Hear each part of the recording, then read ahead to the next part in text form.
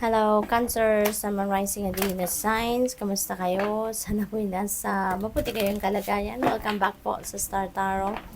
Kung bago kayo dito, welcome din kayo. Thank you for your support. I truly appreciate it. God bless you all. Cancer, paunang mensahe ninyo for today. We have Power of Angels. Ayan, sabi dito, may your angels protect you, guide you, and keep you safe. Ayan, napakaganda. So, rest assured, no? Rest assured na yung mga angels ninyo ay laging nandiyan dyan. They are always by your side, no? So, you just have to call on them, no? Tawagin mo lang sila. They're just a prayer away, okay? And they will be there to help you, to guide you, to protect you, okay? To guard you. We have believe in yourself and follow your dreams, okay? Sayang naman kasi, 'di ba, Cancer, ng mga pangarap ninyo kung yan ay mananatiling pangarap lang, no? At wala kayong gagawin para yan ay makamit ninyo. Wala kayong gagawin para yan ay madala ninyo sa inyong realidad, no? Or ma-experience ninyo. Kaya follow your dreams. All you need to do is to believe in yourself. Believe in your capabilities. Magtiwala ka sa sarili mo, magtiwala ka sa mga talents mo, skills mo, gifts mo, kasi yan ang magagamit mo. Yan ang magiging weapon mo para mapagtagumpayan mo ang mga pangarap na yan, no? Para mangyari, no, yung mga pangarap na yan sa buhay mo. Okay? So, tignan natin kung ano pa ang mga mensahe ninyo. Let's see ano ang inyong situation for today.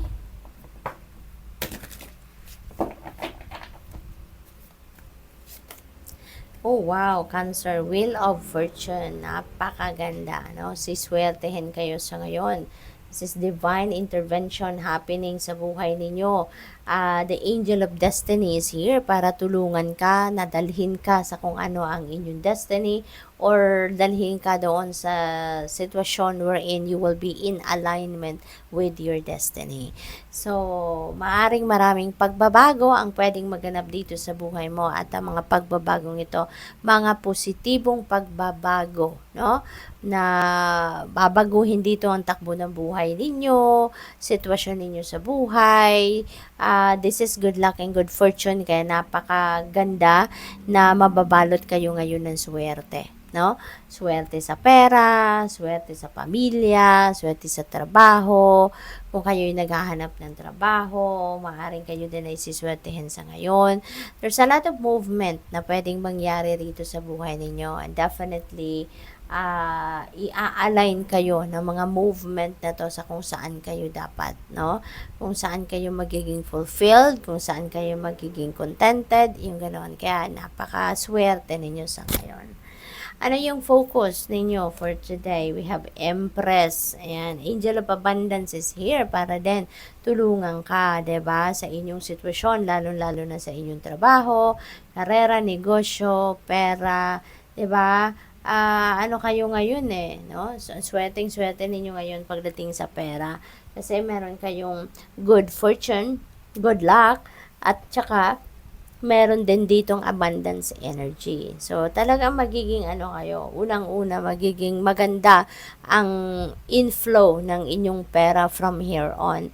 So, siguro magpapatuloy ang pagpasok ng kaperahan sa buhay ninyo sa iba't ibang paraan, no? Pwedeng galing yan sa trabaho ninyo, pwedeng galing yan sa negosyo ninyo, or baka meron ditong ginawa kayong investment at maaring tuloy-tuloy na, magsisimula na sa ngayon, at magtutuloy-tuloy na ang pagpasok ng kita ninyo from that investment. So, pwedeng ganon, no? But definitely, sa ngayon, you're going to be feeling abundant and prosperous. So, napakaswerte ninyo pagdating sa inyong pera. Ano ang expectations? Magician. Ayan, Angel of Magic. So, gagawin nyo na sa ngayon, kung ano siguro yung mga dapat ninyong gawin para marating na ninyo, no, yung inyong mga pangarap, yan ay sisimulan nyo na rin sa ngayon. Maybe, ang kulang lang ninyo rito kung bakit hindi ninyo nagagawa ang mga bagay na gusto ninyong gawin related sa inyong mga pangarap, is because maybe may financial constraints kayo or baka may problema kayo sa pera. Pero ngayon, no, with this Wheel of Fortune and Empress energy, so most likely, Cancer, magkakaroon talaga kayo ng kaperahan na sa ngayon, magiging masagana na kayo pagdating sa pera, so you would have all the resources that you need. Kaya ngayon, maaaring magte-take action na kayo. At saka, hindi lang yon, baka other areas of life din, na makakatulong sa iyo para ma-reach mo yung mga pangarap mo, ay maaring nakikita mo na din na nandiyan na sa ngayon, no? So, ano yung inyong advice? Chariot, go for it. Okay? Pagpatuloy mo na yan, Cancer. Ituloy-tuloy mo na yan, gawin mo na yan, there's no looking back, no? There's no looking back. As in, go for it, no? Magtatagumpay ka, there is success, no? And so much potential out there na nakikita ko rito with the Chariot energy. Kaya kung ano yung idea ninyo, ano yung pinag-isipan na ninyong gagawin mo na sa ngayon, go for it. Habang ang swerte ay nasa inyong horizon, go, go, go. Okay? At saka, naghihintay sa inyo ang tagumpay. You are going to succeed. Kung ano man ang balak ninyong gawin dito, you can expect, no, na things are going to run smoothly, at least for most of your journey, at saka magtatagumpay ka. So, ano yung outcome? We have Two of Pentacles. Ayan. So, mabibisi kayo. No? Mabibisi kayo. There could be a lot of things that you are going to do at the same time. So, make sure lang, dahil marami kayong pwedeng gawin sa ngayon, maraming pagkakabisihan, make sure lang na hindi ninyo mapapabayaan ang inyong sarili, ang inyong kalusugan. Make sure lang na balanse pa rin, no, ang lahat sa buhay ninyo para nang sa gayon, hindi ninyo mapabayaan ang mga bagay na kailangan din ng atensyon, katulad na lamang ng inyong kalusugan, ng inyong well-being. Okay? Kasi maaring mag-multitask kayo dito ng bonggang-bongga, no? Kasi marami kayong pwedeng pagkakaabalahan na pwedeng sabay-sabay ninyong dapat na binibigyan ng panahon at atensyon. Okay? So, tignan natin kung ano yung inyong final message. We have expression. Express how you feel clearly, lovingly, and honestly without fear or judgment. Say it exactly like it is. All will be resolved when you express to others how you truly feel. Trust in the power of life to guide you and heal all concerns. Self-expression is liberating and healing. Ayan, wag ninyong isuppress kung ano man ang inyong mga nararamdaman. Express, no? Express it, sabihin mo, put them into words. Kung ano man ang mga totoong nararamdaman ninyo, ano man yung mga laman ng inyong isipan, yan ay ilabas ninyo, no? Ipahayag ninyo. Kasi open communication and honest communication is key sa anumang pagtatagumpay, no? Lalo-lalo na pagdating sa mga relationships, para magkaintindihan, para you will be always on the same page. Mahalagang honest kayo sa mga nararamdaman ninyo. Honest kayo sa mga tao sa paligid ninyo. Okay? So, what else?